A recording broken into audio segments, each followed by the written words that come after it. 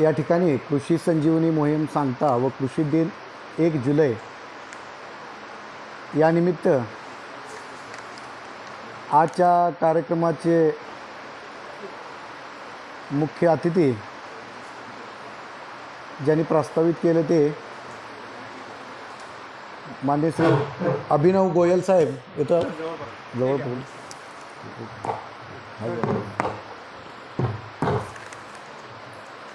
अभिनव गोयल साहेब, तसेच कार्यक्रमाचे अध्यक्ष माननीय श्री साहेबराव दिवेकर, विभागीय कृषी सहसंचालक लातूर. त्यानंतर अतिरिक्त मुख्य कार्यकारी अधिकारी जिल्हा लातूर माननीय श्री प्रभू जाधव साहेब, तसेच उपमुख्य कार्यकारी अधिकारी दातार साहेब आणि आपल्या जिल्ह्याचे जिल्हा कृषी अधिकारी श्री दौसानी साहेब. दौसानी साहेब यांनी सांगली जिल्ह्यामध्ये खूप चांगल्या पद्धतीनं बराच काळ काम केलेलं असल्यामुळं सांगली जिल्ह्याच्या कामाची बरीचशीच माहिती त्यांना आहे आणि जिल्ह्यामध्ये जे प्रगतशील शेतकरी आहेत ते कोणत्या पद्धतीने काम करतात त्यांची नेहमीच ते दखल घेत असतात आणि त्यामुळं त्यांनी त्या भागातलं जे उत्पादन आहे ते लातूर जिल्ह्यामध्येही कसं आणता येईल आणि कसं उत्पादन वाढ करता येईल यासाठी खूप विचार विनिमय करून आम्हाला इथं आणलं असे ते आपले गौसानी साहेब. तर या सर्वांना या कार्यक्रमानिमित्त म्हणजे आदरणीय व्यासपीठाला स्मरून, तसेच हरित क्रांतीचे प्रणेते स्वर्गीय वसंतराव नाईक यांना मी विनम्र अभिवादन करतो आणि आपल्या सोयाबीन क्रांतीच्या पर्वाला सुरुवात करतो. आत्ताच मी माहिती घेतली की आपल्या जिल्ह्याचं जे उत्पादन आहे ते 16 क्विंटल प्रति हेक्टर आहे. आत्ताच मी आकडेवारी आपल्या विभागीय कृषी सहसंचालकांच्याकडून घेतली. म्हणजे साधारणपणे 6.5 क्विंटल प्रति एकर, म्हणजे 6.5 म्हणजे खूप उत्पादकता कमी आहे. राज्याची 7 क्विंटल आहे त्याच्याही आपण खाली आहोत आणि खूप मोठा वाव आपल्याला उत्पादन वाढीला आहे आणि जेवढं जास्त उत्पादन आपण घेईल तेवढं आपल्याला खूप मोठा जिल्ह्याचा विकास साधता येणार आहे. कारण सोयाबीन हे पिवळं सोनं म्हणून आता उदयाला लागलेलं आहे. उद्याच्या काळामध्ये कुपोषणाचं प्रमाण ज्यावेळी वाढेल त्यावेळी सोयाबीनमधलं जे असणारं प्रोटीन आहे तेच आपल्या जगामध्ये किंवा लोकांना तारणार आहे. याचा विचार करून जगातले जे सर्व महासत्ता आहेत, स्वतःला महासत्ता म्हणवणारे देश आहेत, त्याच्यामध्ये कोण आहेत तर एक आहे अमेरिका, दुसरा आहे रशिया आणि तिसरा आहे चीन. म्हणजे जगातले 3 महासत्ताच्या रेसमध्ये असणारे देश आहेत. ते जास्त काय पिकवत असतील याचा जर बारकाईने आपण अभ्यास केला शेतकरी म्हणून तर मोठ्या प्रमाणात सोयाबीन पिकवतात. कदाचित तुम्ही सध्या आपल्याकडे अँड्रॉइड असल्याने मोबाईलवरून ही माहिती गुगलवरून सर्च करू शकता. जगामध्ये सोयाबीनची मोनोपॉली ही अमेरिकेमध्ये आहे आणि अमेरिकेमध्ये सरासरी उत्पादकता ही 40 क्विंटलच्या वर आहे प्रति एकर. प्रति एकर 40 क्विंटल आणि हायेस्ट उत्पादन घेणारा शेतकरी आहे तिथला 55 क्विंटल प्रति एकर. म्हणजे एवढं मोठं आपल्यामध्ये बॅरियर आहे आणि भारतामध्ये आम्ही म्हणजे मी जे अचीव केलं तेही एकदाच, परंतु सरासरी माझी 20 क्विंटलच्या पुढं राहते आणि 28 क्विंटलपर्यंत आपल्याला जाता आलं. म्हणजे 28 दुनी 56 म्हणजे एवढं मोठं बॅरियर सोयाबीनच्या उत्पादनामध्ये आहे. आणि मग आपल्याला विचार करायला लावणारी गोष्ट आहे ती म्हणजे आपल्याकडं खूप उत्पादन वाढीला वाव आहे आणि खूप मोठी संधी म्हणून याच्याकडे बघायला पाहिजे शेतकऱ्यांनी. सोयाबीनच्या उत्पादनामध्ये सध्या आपण का पुढे येत आहोत त्याचंही खूप मोठं कारण आहे, ते म्हणजे कोरोना. गेल्या 3 वर्षापासून थैमान घातलेल्या कोरोनानं खरंच शेतकऱ्यांच्या मनामध्ये सोयाबीनबाबत थैमान घातलं. कारण ह्या 3 वर्षामध्ये गेल्या 40 वर्षाचे रेकॉर्ड मोडून काढत 2000 पासून ते 12,001 रुपयेपर्यंतचा टप्पा त्यानं पार केला. आणि मग आपल्या मनामध्ये ह्या विचारांचं थैमान सुरू झालं की जास्त उत्पादन कसं घेता येईल. आणि मग प्रत्येकाला ती एक चाहूल लागली की आपण उत्पादन वाढीकडे आता वळलं पाहिजे. उत्पादन वाढवत असताना आपल्या जमिनीची प्रत असेल, वातावरण असेल आणि या भागामध्ये येणाऱ्या व्हरायटी कोणत्या आहेत ज्या जास्तीत जास्त उत्पादन देतील त्याच्यावरही काम करणं खूप गरजेचं आहे. वारंवार आम्ही राहुरी कृषी विद्यापीठाच्या अंतर्गत येणारं जे कसबे डिग्रज संशोधन केंद्र आहे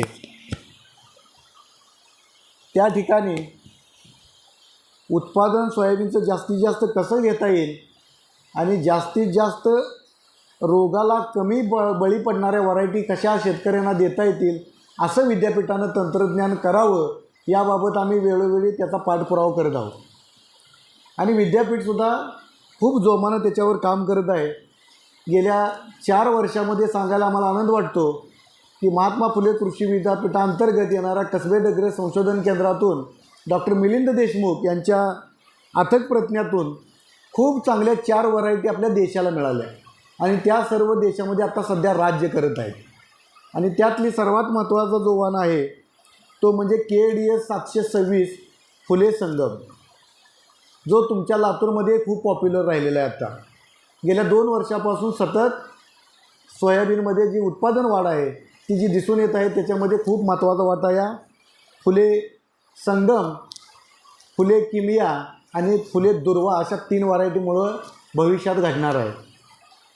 आणि त्यामुळे या वाणांच्याकडे खूप चांगल्या पद्धतीने आपण बघायला पाहिजे.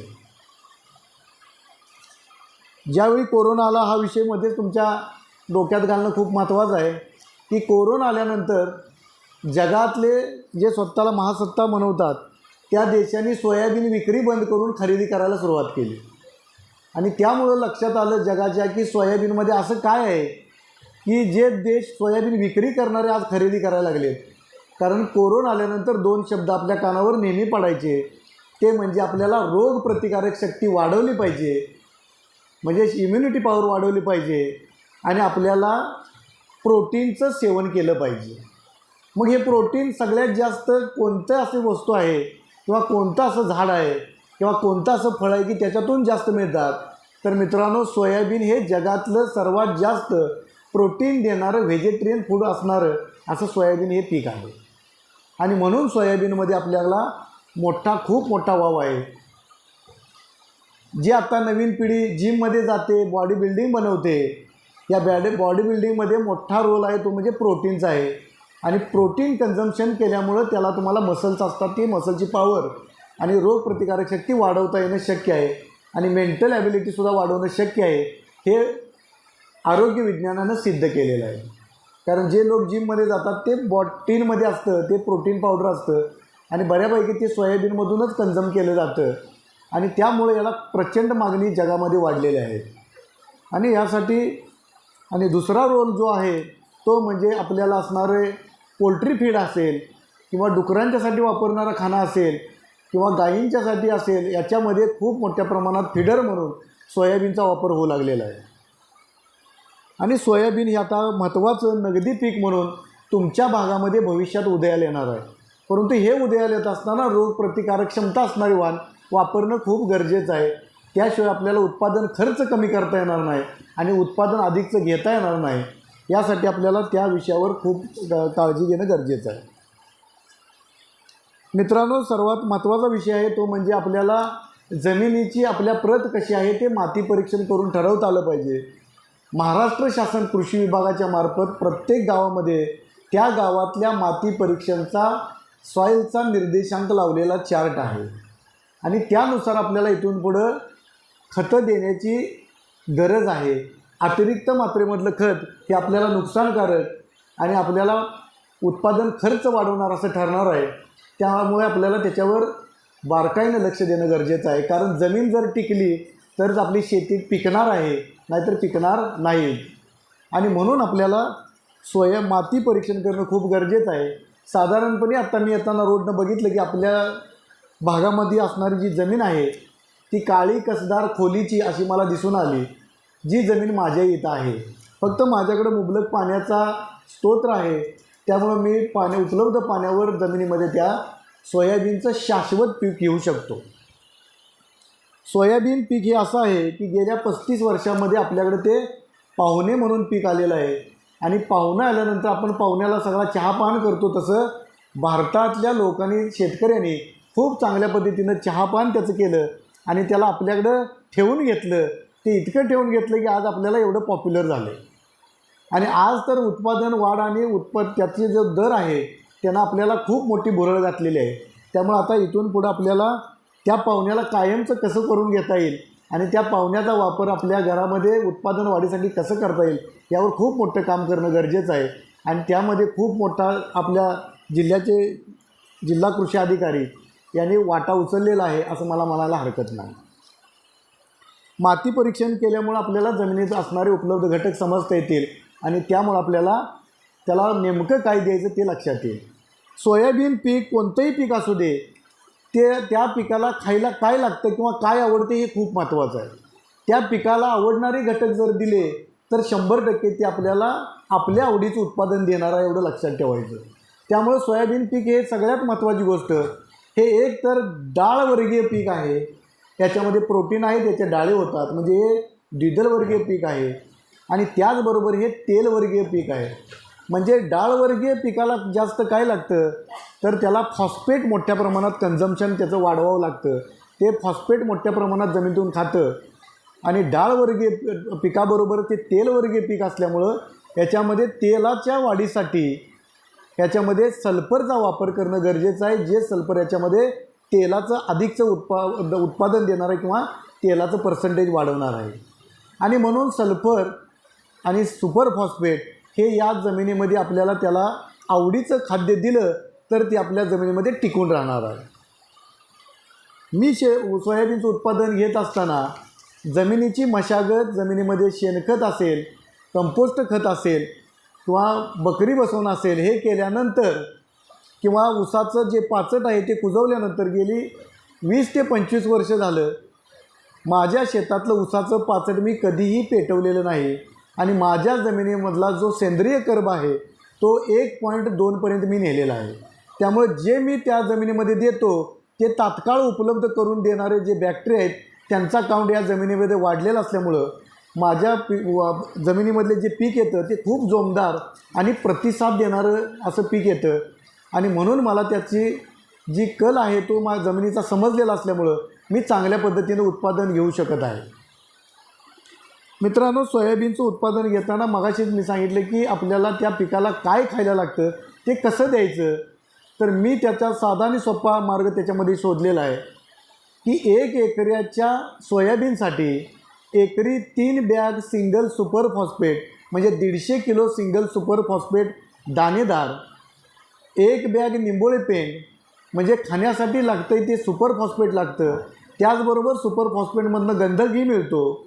तसेच निंबोळी पेंड हे कीटकनाशक म्हणून आपण त्याच्यामध्ये टाकतो आहे, जेणेकरून ती जमिनीमध्ये ज्यावेळी कुजण्याची प्रक्रिया ह्या पेंडीची होईल त्यावेळी त्या कुजत असताना त्यातून कडवट वास जमिनीमध्ये पसरला जाईल. त्यामुळं किडींना आळा घालता येईल किंवा बियाणं त्या किडीपासून वाचवता येईल. तसेच हे सेंद्रिय खत म्हणून सुद्धा सोयाबीनला लागणार आहे. त्याचबरोबर आपण 25 किलो पोटॅश देतो आहे, जे क्वालिटी फीड म्हणून सोयाबीनमध्ये ॲक्ट होते, जे आपल्याला पुढं जाऊन सोयाबीनची क्वालिटी खूप चांगल्या पद्धतीनं मेंटेन करणार आहे. आपले दाण्याचा साईज खूप चांगल्या पद्धतीने येणार आहे आणि झाडाला रोगप्रतिकारक शक्ती वाढवणारा असं हे टॉनिक म्हणजे पोटॅश आपल्याला 25 किलो प्रति एकर द्यायचं आहे. आणि मगाशीच सांगितले हे तेलवर्गीय पीक असल्यामुळं ताकदीचं फिडर म्हणून आपल्याला 10 किलो सल्फर जो बेंटोनाइट फॉर्ममधनं येतो तो आपल्याला याच्यामध्ये द्यायचा आहे. हे सर्व एका ठिकाणी मिश्रण करायचं, पुढं विस्कटून घ्यायचं 1 एकर जमिनीमध्ये आणि पाठीमागून आपल्याला 1 ते 2 तासाच्या अंतरानं सरी काढायची आहे, जी आता मी मगाशी सांगितलं बेड काढायचं आहे. बेड काढत असताना बेडमध्ये सगळं गणित दडलेलं आहे उत्पादनाचं आणि ते तुम्हाला समजणं खूप गरजेचं आहे. आता मी नेहमी सांगतो, यूट्यूबवर तुम्ही यूट्यूबचे खूप मोठे फॉलोअर आहात. जवळजवळ भारतातून 20 ते 25 लाख शेतकरी आमचे फॉलोअर्स आहेत, जे आम्हाला नेहमी फॉलो करत असतात. आणि त्यांच्यामुळं आमच्या लक्षात आलं की अजून काय बदल करायला पाहिजे. परंतु ते बदल करत असताना जेवढ्या शंका मगाशीच साहेबांनी सांगितलं की टोकणीचं जे यंत्र आहे ते आता उपलब्ध झालेलं आहे, म्हणजे मनुष्याविना राहणार आहे असं काही नाही आहे.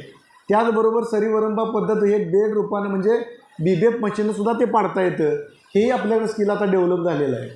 आता 3.5 फुटाचा जो बेड आपण तयार करतो त्याच्यामध्ये बघा, एका एकराचे स्क्वेअर फूट किती असतात, म्हणजे लांबी किती असू दे, रुंदी किती असू दे, तर एका एकराचे स्क्वेअर फूट जर मोजले तर ते 43,560 असतात. आणि त्या 43,560ला जर आपण 3.5 फुटाच्या सरीनं जर भागाकार केला तर 12,460 रनिंग फुटाची आपल्याला सरी मिळते. म्हणजे एका एकरामध्ये जी सुटलेली किंवा निघालेली सरी आहे ती जर आपण टेपनं मोजली तर लांबी रुंदी किती असू दे तुमची त्या क्षेत्राची, मात्र सरी जी निघणार आहे ती आपल्याला 12,460 म्हणजे 12,500 फुटाची आपल्याला मिळणार आहे.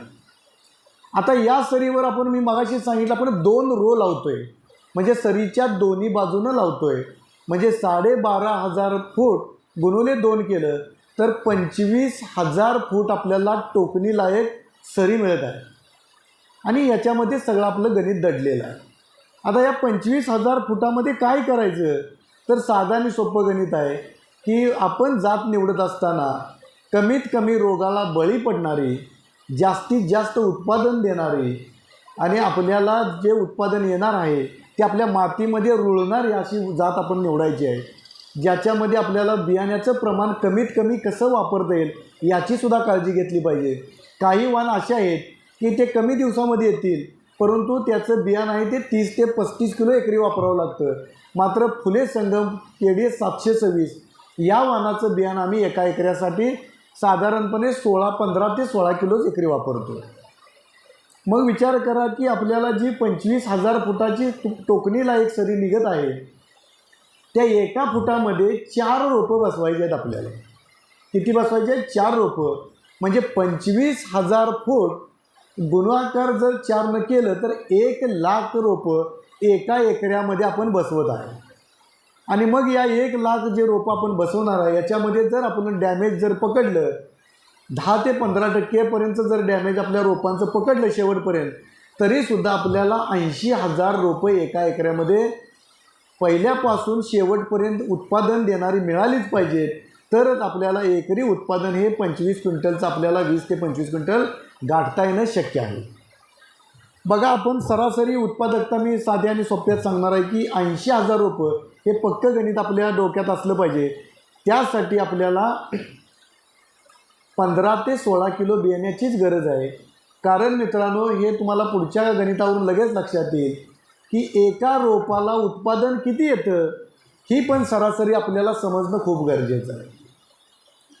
साधारणपणे जर तुम्ही सोयाबीन बघितलं असेल आणि जर रोपाला त्यात शेंगा जर मोजल्या असतील तर सरासरी 50 ते 60 शेंगा एका रोपाला लागत असतात. हे सत्य तुम्ही नाकारता येत नाही, कारण तुम्ही शेतामध्ये सर्वजण बघितलं असेल तर आपण अधिकची रोपं दिल्यामुळे आपल्याला उत्पादकता कमी मिळते. पण सिलेक्टिव्ह प्लांट पॉप्युलेशन जर केलं तर आपल्याला 60 ते 70 एका झाडाला शेंगा खूप चांगल्या पद्धतीने मिळू शकतात. आता बघा, 60 शेंगामध्ये काय दडले, 60 राहू देत 50 राहू देत, आपण 60 शेंगा सरासरी पकडून चालू प्रत्येक रोपाला. तर 60 शेंगाला 3 दाण्याच्या किंवा 2 दाण्याच्या अशा शेंगा असतात.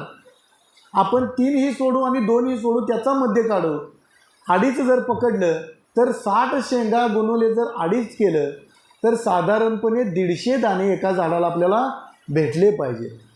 मग या 150 दाण्यामध्ये काय गणित आहे हे पण आपल्याला समजलं पाहिजे, कारण हे 150 दाणे जे आहेत तेच आपल्याला पुढचं शेवटपर्यंतचं गणित सांगून जातात, जे आपल्याला सहज आणि सोप्या पद्धतीनं मी सांगणार आहे. हे 150 दाणे ज्यावेळी आपल्याला येत असतात त्यावेळी या 150 दाण्यांचं वजन किती आहे हे खूप महत्त्वाचं आहे. तर मित्रांनो, साधारणपणे जर आपण आपल्या गावामध्ये गेलात आणि सोनाराचं दुकान आपल्या गावामध्ये असतं, त्या ठिकाणी जसं सोनं मोजतो त्याच वजन काट्यावर जर आपण सोयाबीनचे दाणे जर मोजले तर एक गोष्ट प्रकर्षानं तुमच्या लक्षात येईल की साधारणपणे एका ग्रॅममध्ये 6 ते 7 दाणे बसतात. किती दाणे बसतात? 6 ते 7 दाणे बसतात. तर आपण साधारणपणे आपल्याकडं आलेलं जे उत्पादन आहे 150 दाणे एका झाडाला, त्याला जर भागाकार आपण 6 जर केला तर आपल्याला 25 ग्रॅम यील्ड एका झाडाला येतं. 25 × 150. आणि हेच महत्त्वाचं आहे की जे 25 ग्रॅम आपल्याला यील्ड येणार आहे एका झाडाला, आणि आपल्या शेतामध्ये आपल्याला झाडं ठेवायची आहेत किती? 80,000. तर 80,000 गुणुले जर 25 ग्रॅम केलं तर साध्या आणि सोप्या भाषेमध्ये आपलं उत्पादन येतं 25 × 8 = 200, म्हणजे 20 क्विंटल प्रति एकर. साधा सोपा गुणाकार आहे, त्याच्यामध्ये काही वेगळं नाही आहे. मी एवढंच करतो प्रत्येक वर्षी की 3.5 फुटाची सरी काढतो, 9 इंचावर 3 दाणे या पद्धतीनं टोकन करतो. मात्र टोकन करण्याच्या अगोदरची सगळ्यात महत्त्वाची जी प्रक्रिया आहे ती म्हणजे आपल्याला जे बियाणं बाजारातून खरेदी करणार आहे आपण, त्या खरेदी केलेलं बियाणं आहे ते टोकणीच्या किंवा पेरणीच्या अगोदर 15 दिवस अगोदर खरेदी करणं गरजेचं आहे. हे बियाणं खरेदी केल्यानंतर आपण घरी आल्यानंतर आपल्याला जर्मिनेशन टेस्ट करणं खूप गरजेचं आहे, जे आपण काळजीपूर्वक करत नाही. जर ते बियाणं मातीत जाऊन जर रुजणारं उगवणारं नसेल तर ते आपल्याला उत्पादन देणारं नसून नुकसानकारक ठरणार आहे. आणि अशा बियाण्याची टेस्ट आपल्या मातीत जायच्या अगोदरच केलेली बरी, जेणेकरून होणारं भविष्यातलं नुकसान आपल्याला टाळता येणार आहे. आणि म्हणून मी बियाणं खरेदी केल्यानंतर त्याची पावती घेतो दुकानदाराकडून, आणि बियाणं आणल्यानंतर ते फोडत असताना ज्या बाजूला त्याचं लेबल आहे, टॅग आहे, त्याच्या विरुद्ध बाजूतून फोडतो आणि आपल्या पोत्यातून जे बियाणं आहे, बॅगेतलं बियाणं आहे ते हातानं हलवून घेतो आणि त्याच्यातून हातात येणारे बियाणं असं उचलतो आणि त्यातनं मोजून सरासरी जे येतील ते 50 बिया फक्त जर्मिनेशन टेस्टसाठी घेतो. आणि हे जर्मिनेशन साध्या आणि सोप्या पद्धतीनं आपल्या घरगुती पद्धतीनं करतो. जे महिला आपल्या घरामध्ये आपण भाजीसाठी मोड आणतो, मोडे आपण म्हणतो, मटकीचे मोड आणतो, त्याच फडक्यामध्ये किंवा त्याच आपल्या कापडामध्ये आपल्याला काय करायचं, हे 50 बिया भिजवून टाकायच्या आणि त्या 3 ते 4 दिवस जसं मोड आणायसाठी प्रक्रिया करतो त्या पद्धतीनं ती प्रक्रिया करायची. 5व्या दिवशी आपल्याला ते जर कापड सोडून बघितलं तर जर्मिनेशन टेस्ट आपल्याला किती आहे बियाण्याची ते लगेच समजून येतं. याच्यासाठी कुठल्या लॅबमध्ये सुद्धा जाण्याची गरज नाही. ती लॅब आपल्या स्वतःच्या घरामध्ये किचनमध्येच आहे. तिचा वापर आपण जर्मिनेशन टेस्टसाठी करून घ्यायचा आहे. ज्यावेळी आपण ही 50 बिया मोजतो आणि त्यातलं जर्मिनेशन टेस्ट करत असताना किती बियाण्याला मोड आलेत ते टेस्ट करा. साधारणपणे 40च्या पुढं जर मोड आलेले असतील तर आपल्याला जर्मिनेशन खूप चांगल्या पद्धतीनं आहे असं समजून ते बियाणं वापरायला हरकत नाही. पण 30च्या खाली जर बियाण्याचं जर्मिनेशन आलं, म्हणजे 50तल्या 30 बियासुद्धा उगवले नसतील, ते त्वरित बियाणं ते दुकानदाराला परत करा आणि आपल्याला दुसरं बियाणं गरजेचं आहे घेणं ही आपल्या मनाची खुणगाठ बांधा. कारण त्याशिवाय आपल्याला उत्पादन अपेक्षित गाठता येणार नाही. एकदा गेलेला सीझन आपला कधीही परत येत नाही. म्हणून जर्मिनेशन टेस्ट करूनच बियाणं जमिनीमध्ये पेरणीसाठी घ्यायचं, तोपर्यंत घ्यायचं नाही. पेरणी किंवा टोकन करत असताना, कारण दोन्ही पद्धती आता तुमच्याकडे अवलंबलेल्या आहेत आणि दोन्ही भविष्यामध्ये खूप मोठं योगदान देणारे आहेत.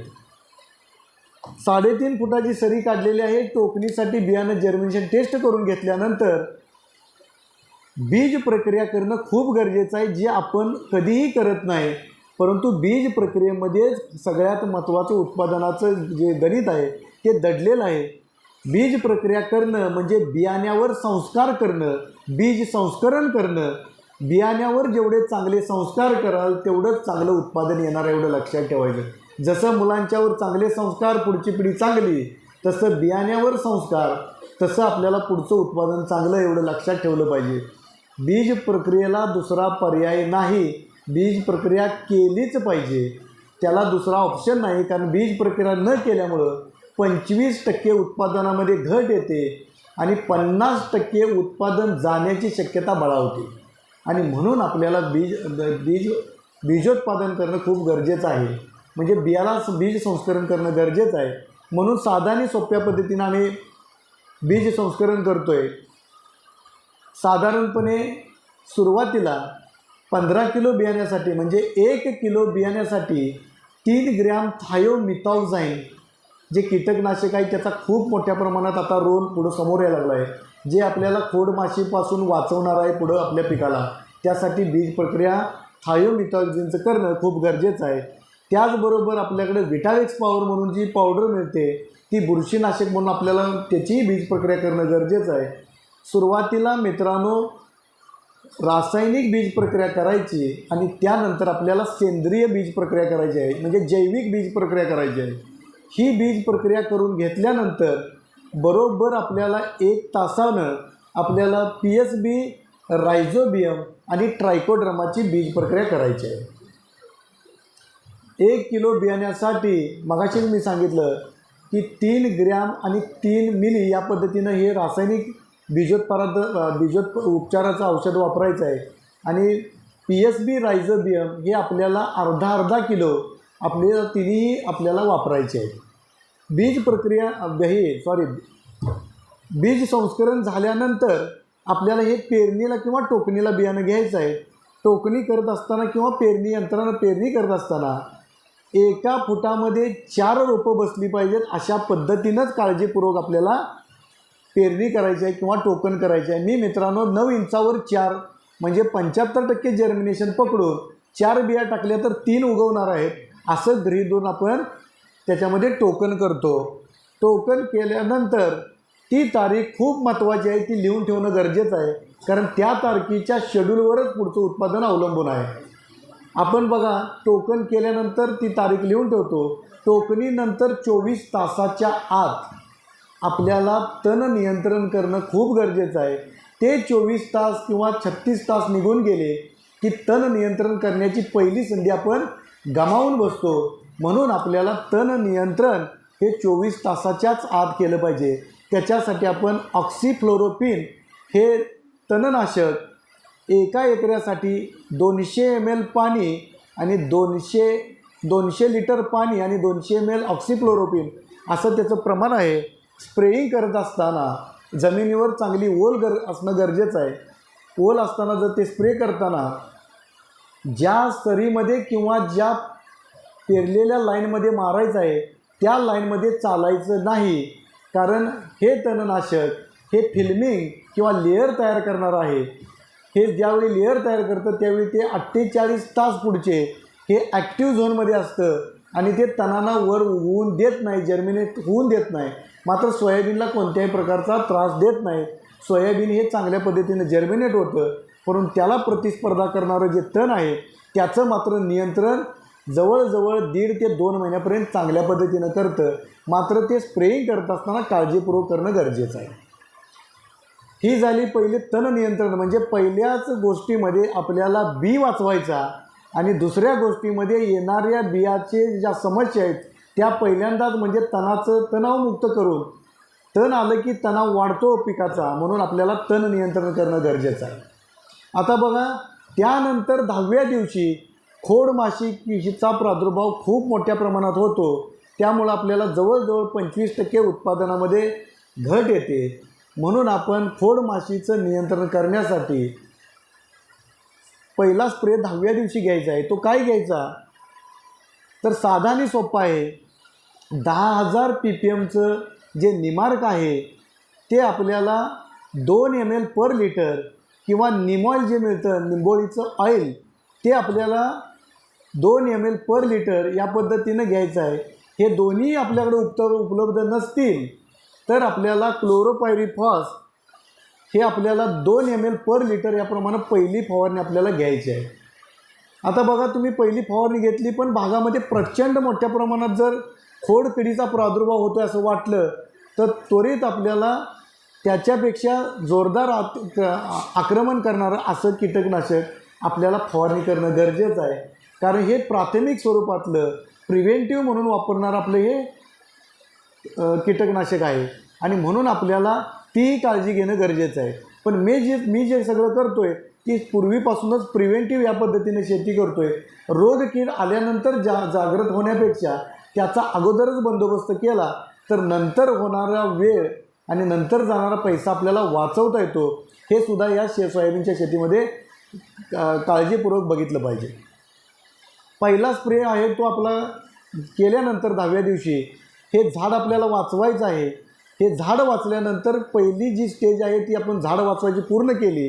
त्यानंतर झाडाची जी दुसरी स्टेज असते अवस्था ती असते 21 दिवसानंतर चालू होते. त्याला आपण फुटव्याची अवस्था म्हणतो. फक्त एकच झाडाला शेंगा येऊन आपल्याला चालणार नाही, तर आपल्याला त्या झाडाला फांद्या पण आल्या पाहिजेत. जर त्या झाडाला जर ब्रँचिंग झालं नाही तर आपल्याला जास्तीचं उत्पादन मिळणार नाही. म्हणून त्याला एकात्मिक अन्नद्रव्य व्यवस्थापनाची गरज असते.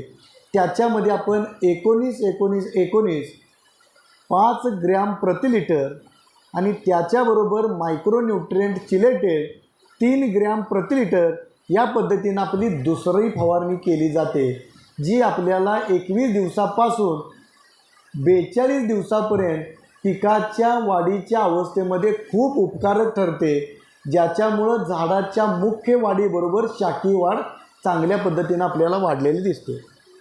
आता 42 दिवसानंतर आपल्याला त्याच्या पुढची अवस्था असते ती म्हणजे फुलोऱ्याची अवस्था. फुलोऱ्याची अवस्था म्हणजे पिकाची गर्भधारणेची अवस्था असते. ही अवस्था खूप नाजूक असते आणि ती अवस्था आपल्याला काळजीपूर्वक हाताळणं गरजेचं असतं.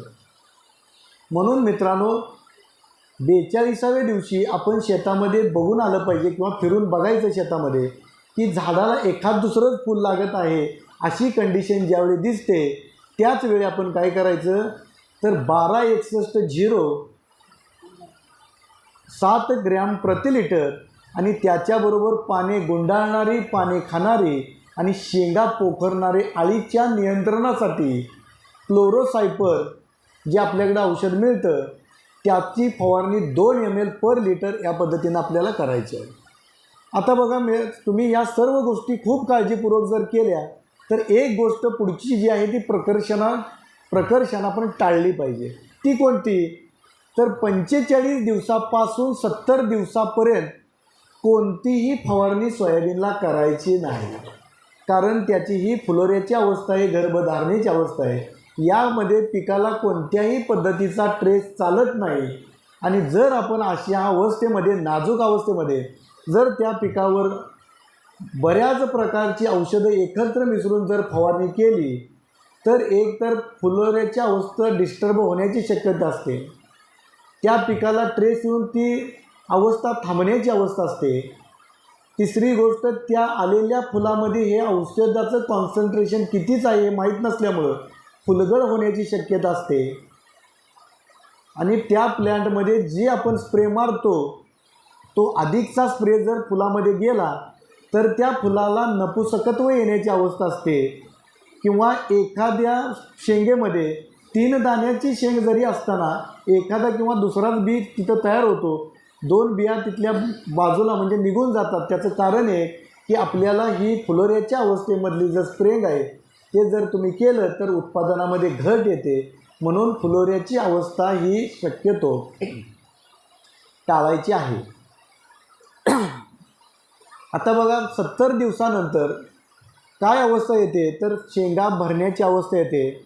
म्हणजे आपल्याला फुलोऱ्याची अवस्था परतून चिंब होण्याची अवस्था चालू होते. आणि ह्या अवस्थेमध्ये आपल्याला त्या झाडाला काय खायला लागतं तर फॉस्फेट आणि पोटॅश याची मात्रा देणं गरजेचं आहे. आणि ते आपण काय करतो पानाच्या स्वरूपातून म्हणजे पानावर स्प्रेइंग करून आपण ती कमतरता दूर करायची आहे. कारण ज्यावेळी शेंगा भरायची अवस्था चालू होते त्यावेळी काय होतं की पानामध्ये हरितद्रव्ये शोषण्याची प्रक्रिया मोठ्या प्रमाणात चालू जाते आणि पानं निस्तेज व्हायला तयार होतात. त्यावेळी जर अधिकचं फॉस्फेट आणि पोटॅश जर त्याच्यामध्ये स्प्रेइंगमधून दिलं तर आपल्याला तो पानावर येणारा ताण कमी करता येतो. त्यामुळं आपल्याला ज्या शेंगा आहेत ते शेंड्यापासून बुडापर्यंत खूप चांगल्या पद्धतीनं आपल्याला भरलेल्या दिसतात. म्हणजे एकसारखेपणा त्या शेंगातला दिसतो. म्हणून आपण काय करतो तर 0-52-34 7 ग्रॅम प्रति लिटर आणि त्याच्याबरोबर आपल्याला जी करपा असेल किंवा तांबेरा सदृश जे काय आजार असतील त्याच्यासाठी आपण M45 2 ग्रॅम प्रति लिटर या पद्धतीनं आपण काय करतो, चौथी फवारणी त्याला करून घेतो. आता बघा, जर पानावर ट्रेस आला आणि मोठ्या प्रमाणात जर तिथं अन्नद्रव्याची कमतरता दिसली तर पानं नेहमी लक्षात ठेवा की सोयाबीनमध्ये फुलं लागत असताना बुडाकडून शेंड्याकडे फुलं लागण्याची प्रक्रिया चालू होते. शेवटी शेंड्याला फुलं येऊन ती अवस्था थांबली जाते फुलोऱ्याची. मात्र ज्यावेळी अवस्था जिथं थांबते तिथून शेंगा तयार होण्याची अवस्था चालू होते आणि तिथूनच शेंगा भरण्याची अवस्था चालू होते. असं शेंगामध्ये बेस टू अपेक्स आणि अपेक्स टू बेस अशी सिस्टम त्याच्यामध्ये त्यानं स्वतःमध्ये आत्मसात केलेलं आहे. आणि या पद्धतीमध्ये असं दिसून येतं की जर तुम्ही व्यवस्थित त्याला अन्नद्रव्य व्यवस्थापन केलेलं नसेल तर शेंड्याच्या जे शेंगा आहेत त्या खूप चांगले टपोरे दाणे मिळतात, पण बुडाकडच्या शेंगा आहेत त्याच्यामध्ये पापडीचं प्रमाण किंवा खूप बारीक दाणे होण्याचं प्रमाण दिसून येतं. आणि एकसारखेपणा आपल्याला बियाण्यामध्ये नसल्यामुळं एक मोठा, त्यानंतर मध्यम, त्यानंतर लहान असं 3 ग्रेडचं बियाणं त्या झाडामध्ये तयार होतं. त्यामुळं आपल्याला जवळजवळ 25 ते 30% उत्पादनामध्ये घट दिसून येते. त्याचं कारण खूप महत्त्वाचं म्हणजे एकात्मिक अन्नद्रव्य व्यवस्थापन त्या काळात आपण न केल्यामुळे. ज्या शेतकऱ्यांनी मगाचा मुद्दा एक थोडासा माझा चुकून गेला तो असा की ज्यांना इथून पुढं सोयाबीनला ड्रीप करणं खूप गरजेचंच आहे, ज्यांना शक्य आहे त्यानं केलंच पाहिजे, कारण इथून पुढं सोयाबीनचं अधिकचं उत्पादन तुम्ही ड्रीपशिवाय घेऊ शकणार नाही. आम्ही आता येताना बऱ्याच शेतकऱ्यांचं ड्रीप बघितलं तर खूप चांगल्या पद्धतीनं ते सोयाबीनला ड्रीप मेंटेन केलेलं आहे, संख्या नियोजन चांगलं केलेलं आहे. ज्यावेळी असा पाऊस खडवात येतो त्यावेळी आपल्याला थोडंसं त्याला जे पाणी आहे ते देऊन पावसासारखी सिच्युएशन निर्माण करून उत्पादनामध्ये किंवा वाढीच्या अवस्थेमध्ये एकसारखेपणा आणण्याचं काम हे ड्रीप करतं. त्यामुळे ड्रीपला सोयाबीनमध्ये पर्याय दुसरा नाही, हे कायम तुम्ही लक्षात ठेवायचं. शाश्वत उत्पादन, अधिकचं उत्पादन हवं असेल तर सोयाबीनला इथून पुढं ड्रीपच करावं लागेल. कारण मी आवर्जून त्याच्यावर प्रेस का करतो आहे तर आपल्याकडची परिस्थिती खूप त्याच्यासाठी नाजूक आहे. पावसामध्ये खंड पडतो त्यामुळे उत्पादन खूप घटतं, हे मला दिसून आलेलं आहे. आता बघा, ज्यांच्याकडे ठिबक सिंचन आहे त्यांनी 45, मी मगाशी सांगितलं 45 ते 5 दिवस सोडायचे आणि 50 दिवसापासून 70 दिवसापर्यंत ह्या 20 दिवसामध्ये 20 किलो अमोनियम सल्फेट ड्रीपमधून सोडायचं आहे, जे 4 हप्त्यामध्ये 5-5 किलो या पद्धतीनं सोडायचं आहे. आणि त्याचे रिझल्ट खूप चांगले येणार आहेत. भरपूर पाऊस असेल तर फक्त खतं देण्यासाठीच ड्रीप 10 ते 15 मिनटं चालू करा आणि ते बंद ठेवा, काही अडचण नाही. मात्र या एका तुमच्या ड्रीपमध्ये अमोनियम सल्फेट सोडण्यामुळं काय होतं तर मुळांची कार्यक्षमता वाढते. पाऊस अतिचा होऊन गेल्यामुळं जी क्षारांचं प्रमाण मुळाच्या सानिध्यामध्ये पाण्यातून वाढतं त्याला सॉईल कंडिशनर म्हणून त्यातला सल्फर ॲक्ट होतो आणि मुळांची कार्यक्षमता जोमानं वाढते आणि ज्या शेंगा आहेत त्या खूप चांगल्या पद्धतीनं भरण्याला मदत होते किंवा वाढीच्या अवस्थेमध्ये त्याचा रोल आहे तो खूप चांगल्या पद्धतीनं बजावून जातो.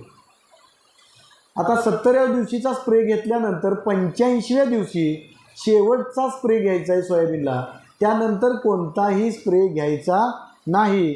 जर तुम्ही कंटिन्यू स्प्रे घेत राहिलात तर सोयाबीनच्या शेंगा वाळून फुटल्या किंवा फुटत राहिल्या तरीसुद्धा तुम्हाला सोयाबीनचे पानं हिरवीगार दिसतात, सोयाबीनचे देठ आहेत ते हिरवेगार दिसतात, मात्र सोयाबीनच्या शेंगा फुटून लागतात. त्यामुळं आपल्याला हार्वेस्टिंग करण्यामध्ये खूप मोठा प्रॉब्लेम येतो. त्यासाठी आपण 85 दिवसानंतर त्या पिकाला कोणत्याही पद्धतीचे स्प्रे करायचे नाहीत. त्याच्या वाढीच्या शेवटच्या अवस्थेमध्ये त्याला नैसर्गिकरित्या त्याला सोडून द्यायचं, जेणेकरून आपल्याला कोणत्याही पद्धतीची त्याला बाधा आणायची नाही. 85 दिवशी आपण कुठला स्प्रे घ्यायचा तर 0050 किंवा पोटॅशियम शोनॅट हे 7 ग्रॅम प्रति लिटर या पद्धतीनं शेवटचा स्प्रे घ्यायचा आणि आपल्याला इथून पुढं कोणताही स्प्रे घ्यायचा नाही. आता बघा, या पद्धतीनं तुम्ही खूप चांगल्या पद्धतीनं नियोजन केलं आणि त्यानंतर सोयाबीन काढणीला ज्यावेळी येतं, आता महाराष्ट्र शासन कृषी विभाग नेहमी आपल्याला सांगत आलेला आहे आता की शेतकऱ्याचं बियाणं निर्माण केलं पाहिजे, घरचं बियाणं वापरलं पाहिजे आणि म्हणून खूप मोठं अभियानसुद्धा राबवण्यात आलं आणि याच्यातलाच रोल खूप पुढं मोठा महत्त्वाचा आहे. त्याच्यामध्ये जे आपलं सोयाबीन काढणीस तयार झालेलं आहे, काढणीच्या वेळेस त्या शेतामध्ये फिरून आपण काय केलं पाहिजे की पुढच्या वर्षी जे बियाणं लागणार आहे त्याच्यासाठी अधिकचं उत्पादन येण्यासाठी म्हणून प्रिव्हेंटिव्ह म्हणून आपण काय करायचं तर बियाणं निवड पद्धतीनं गोळा करायचं. कसं तर जी चांगली उत्पादन देणारी झाडं आहेत ती निवडायची, कमी रोगाला बळी पडलेली, जास्त शेंगा असणारी, टपोरे दाणे भरलेली अशी झाडं निवडायची, ती बाजूला काढून घ्यायची आणि टोटल ज्यावेळी आपली सगळी मळणी पूर्ण होते त्यावेळी शेवटीला ते मळून घ्यायचे आणि आपल्याला घरचं बियाणं म्हणून ते वापरायला काळजीपूर्वक त्याची काळजी घेऊन ठेवायचं आहे. आता मळणी करत असताना सुद्धा खूप चांगली काळजी घेतली पाहिजे. ती म्हणजे 250 RPMच्या पुढं त्या मशीनचे RPM नसले पाहिजेत. जर तुम्ही RPM त्याचे जादा ठेवले तर त्या बियाण्याची डाळ होण्याची, त्या बियाण्याला अधिकचा मार लागून जखम होण्याची शक्यता असते आणि असं जखम झालेलं बियाणं जर मातीमध्ये गेलं तर ते लगेच सडायला चालू होतं आणि त्याच्यामध्ये केटं होण्याचं प्रमाण किंवा उगवणी न होण्याचं प्रमाण वाढतं आणि त्यामुळे आपल्याला खंडाळीचं प्रमाण बऱ्याच शेतामध्ये वाढलेलं दिसतं. म्हणून बीजोत्पादन करणारे शेतकरी आहेत त्यांनी काळजीपूर्वक मळणीमध्ये सगळं दडलेलं एवढं लक्षात ठेवायचं. पुढची येणारी पिढी आहे ती कमी मार लागलेली, कमी जखमा झालेली अशी आपल्याला बियाणं निवड हवं असेल तर RPM आपल्याला काळजीपूर्वक लक्ष देणं गरजेचं आहे. ज्या शेतकऱ्यांना सगळंच बियाण्यासाठी ठेवायचं आहे त्यांनीसुद्धा दुसरी काळजी घ्यायची आहे. ती म्हणजे मळणी झाल्यानंतर किंवा मळणीला ट्रॅक्टर आल्यानंतर त्याच्यामध्ये पहिलं जे बियाणं त्याच्यामध्ये आहे ते काढून बाजूला घ्यायचं आहे.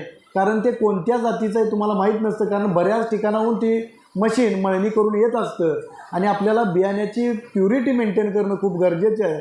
म्हणून आपल्याला ते सुरुवातीचं राहिलेलं बियाणं ते चाळ्यामध्ये असणारं किंवा मशीनमध्ये असणारं काढून घ्यायचं आणि आपण काय करायचं मगच मळणीला सुरुवात करायची. मळणी झाल्यानंतर घरी ते बियाणं आणल्यानंतर सोयाबीन हे मोकळ्या हॉलमध्ये खाली ओतून द्यायच्या त्याच्या बॅगा आणि साधारणपणे 2 ते 3 दिवस फॅन लावून त्या कंडिशनमध्ये त्याला थंड करायचं. कारण हे जे बियाणं आपल्याला सोयाबीन जे येतं ते खूप मोठा प्रवास करून दमलेलं असतं, गरम झालेलं असतं. ज्यावेळी मळणी होते त्यावेळी ते खूप गरम असतं आणि असं बॅगेमध्ये जे भरलेलं बियाणं आहे त्याच्यामध्ये जर हात घातला तर तुम्हाला लक्षात येईल की हात आपला भाजतो, इतकं ते गरम झालेलं असतं. आणि म्हणून ते आपल्या घरी आणून त्याला थंड सावलीमध्ये ठेवायचं, थंड होऊ द्यायचं 2-3 दिवस आणि थंड झाल्यानंतर मग ते उन्हामध्ये चांगलं सुकवायचं आणि सुकवल्यानंतर पुन्हा आहे तसं त्या घरामध्ये किंवा खोलीमध्ये टाकायचं. त्याचं मॉइश्चर 10 ते 11 आलं आहे का ते टेस्ट करायचं आणि मगच आपल्या कापडी गोणीमध्ये ते भरायचं आणि 3 बॅगेच्या वर बॅगा लागणार नाहीत अशा पद्धतीनं ते काळजीपूर्वक ठेवायचं. आणि ते ठेवल्यानंतर पुढच्या वर्षी ज्यावेळी बियाणं विक्री करणार आहे त्यावेळी जर्मिनेशन टेस्ट केल्याशिवाय विक्री करायची नाही. दुसरा एक महत्त्वाचा मुद्दा शेतकऱ्यांना खूप अभ्यासातून माझ्या लक्षात आला की तुम्ही सर्व या पद्धतीनं उत्पादन घेता मात्र दरापासून वंचित राहता आणि मग या दराच्या खूप मोठा आपल्याला फटका बसतो. त्यासाठी नेहमी लक्षात ठेवा की मी मार्केटमध्ये सोयाबीन काढल्यानंतर लगेच सोयाबीन विक्री करत नाही. माझं नेहमीचं शेड्यूल ठरलेलं आहे. मी सोयाबीन काढल्यानंतर 15 दिवस वेट अँड वॉचमध्ये असतो. ते बियाणं चांगलं वाळवून स्वच्छ करून ठेवतो. ठेवल्यानंतर ते सुरुवातीला ज्यावेळी दिवाळी असते त्यावेळी सुगीची मंदी हा प्रकार असतो आणि सुगीच्या मंदीमध्ये ही कृत्रिम मंदी असते ज्याच्यामध्ये शेतकऱ्याची निकड ओळखून सोयाबीनचे दर कमी केले जातात कारण ते नफेखोरीसाठी वापरलं जातं ते नंतर. आणि म्हणून आपण सोयाबीन काढणीनंतर लगेच मार्केटमध्ये सगळं सोयाबीन घेऊन जाऊ नका. त्याचे 4 हप्ते करा आणि त्या हप्त्यानं तुम्ही जर विक्री केली तर खूप चांगला तुमचा नफा होऊ शकतो. ज्या शेतकऱ्यांना खूप पैशाची गरज असेल त्यावेळी त्यांनी कृषी विभागाने नेहमी सांगितलं आहे आपल्याला की ते बियाणं वेअरहाऊसमध्ये ठेवा, त्याची पर्ची घ्या आणि बँकेकडून त्याच्यावर माल तारण घ्या आणि त्या पैशामध्ये पुढच्या पिकाचा उदरनिर्वाह करा. जेणेकरून बाजारामध्ये एकदम माल गेल्यानंतर दर जे पडले जातात त्याला आळा घालता येईल आणि आपल्याला चांगला नफा मिळवता येईल. मित्रांनो, डिसेंबर महिन्यात गेला की जानेवारीनंतर सोयाबीनचे दर जसं सोयाबीनचे या मळणीचा सीझन संपतो तसं दर वाढायला सुरुवात होतात आणि फेब्रुवारीपर्यंत खूप चांगल्या पद्धतीने दर वाढलेले दिसतात. मात्र मार्चमध्ये पुन्हा एकदा मंदी येते. त्याचं कारण आहे की मार्चमध्ये शेतकऱ्याला अधिकच्या पैशाची गरज असते, बँकेचं लोन मागवणं गरजेचं असतं. त्यामुळे शेतकरी त्यावेळी कसलाही माल कोणत्याही दराला विकायची तयारी ठेवतो आणि त्यामुळं त्यावेळी आपण माल विकतो त्यावेळी पुन्हा एकदा आपल्याला मार्च एंडची मंदी असते, त्यावेळी माल विकायचा नाही. तुम्ही फेब्रुवारी पण माल विका, मात्र 1 मार्चनंतर माल विक्रीला आणू नका. जर दर चांगले असतील तर मात्र विकायला हरकत नाही, पण मंदी त्याच्यावेळी असते. आणि मग अशा पद्धतीने 1 एप्रिलनंतर पुन्हा सोयाबीनचे दर वाढायला लागलेले दिसतात. हा नेहमी मी गेली 4-5 वर्ष झालं ट्रेंड बघतोय, अभ्यास करतोय. फक्त माल पिकून उपयोग नाही, तर विक्री व्यवस्थेचा सुद्धा अभ्यास करणं आता शेतकऱ्यांना गरजेचं आहे आणि ते करणं खूप गरजेचं आहे. कारण त्याच्यामध्ये अधिकचा नफा आपल्याला दडलेला आहे. कारण ज्यावेळी सोयाबीन काढणी करतो त्यावेळी आपण नेहमी बघितलं आहे की आंदोलनं होतात आपली. कशासाठी? तर सोयाबीनचे दर 4,000-3,000वर आलेले असतात, मात्र तेच दर नंतर 8,000वर 9,000वर जातात आणि ही परिस्थिती आपल्याला माल विकल्यानंतर पश्चाताप करण्याची येते. त्याच्यापासून वाचायचं असेल तर ॲव्हरेज करायला शेतकऱ्याने शिकलं पाहिजे आणि आपल्याला बाजारभावाचा सुद्धा अभ्यास करायला पाहिजे. आज कृषी विभागाने खूप चांगले वेबसाईट निर्माण केलेले आहेत, ज्याच्यामध्ये आपल्याला आंतरराष्ट्रीय बाजारभाव बघायला मिळतात, भारतातलेही हायेस्ट झालेले बाजारभाव बघायला मिळतात आणि त्याचा अभ्यास करून आपण आता इथून पुढं सोयाबीनची विक्री केलेली पाहिजे. आता बघा, त्यानंतर पुन्हा एक संधी असते, ती म्हणजे आत्ता जी संधी आहे ती आता बघितलं असेल की सातत्यानं 50-100 गेले 8 दिवस दर वाढायला लागलेले आहेत. त्याचं कारण एकच की जसं जसं पेरणीचा कालावधी लांबत जाईल तसं तसं व्यापाऱ्यांना समजतं की इथून पुढं पेरणी कमी होणार आहे किंवा जी पेरणी जशी लांबत जाईल तसं उत्पादन घटणार आहे. त्यामुळे दर वाढायला सुरुवात होतात आणि जे शेतकरी, बरेच आमच्या भागातले असे शेतकरी आहेत की या मार्केटचा आम्ही अभ्यास करतो आणि त्यामुळं आत्ता अजून जरी एका गावामध्ये छोटे गेलात तरी 2-2, 3-3 ट्रक माल निघेल एवढं शेतकऱ्याने बियाणं किंवा सोयाबीन ठेवलेलं आहे. ज्यावेळी हे दर वाढतील त्यावेळी ते बफर उत्पादन ते त्यावेळी काढतात आणि अधिकचा दर मिळवून ते पैसे कमवतात. अशा पद्धतीने शेतकरीने सुद्धा आता आपला अभ्यास केला पाहिजे. आणि या ठिकाणी मी तुम्हाला सोयाबीनच्या लावणीपासून ते विक्रीपर्यंत आणि काळजी घेण्यापर्यंतचं सर्व तंत्रज्ञान तुम्हाला मी जे करतो ते सांगितलेलं आहे. याच्यामध्ये काही त्रुटी राहिलेल्या असतील तर आपण बसल्यानंतर प्रश्न विचारावे. त्या प्रश्नातून मला जेवढं माहीत असेल तेवढं मी मार्गदर्शन तुम्हाला करेन. आपण मला इथं बोलवलं आणि बोलण्याची संधी दिलीत आणि खूप वेळ झालं आपण चांगल्या पद्धतीनं ऐकत आहात. गेले 1 तास 1.5 तास झालं तुम्ही ऐकताय आणि जास्त सांगणं हे डोक्यावरून जातं. त्यामुळं मर्यादित सांगितलं तर ते चांगलं आत बसतं. जादाचं नेहमी काय होतं, तोट्याचं होण्याची शक्यता असते. त्यामुळे आपण शंका आणि समाधानावर याच्यावर आता चर्चा करू आणि येणाऱ्या खरीप हंगामाला माझ्याकडून तुम्हाला खूप खूप शुभेच्छा देतो आणि या ठिकाणी मी थांबतो. जय हिंद, जय महाराष्ट्र.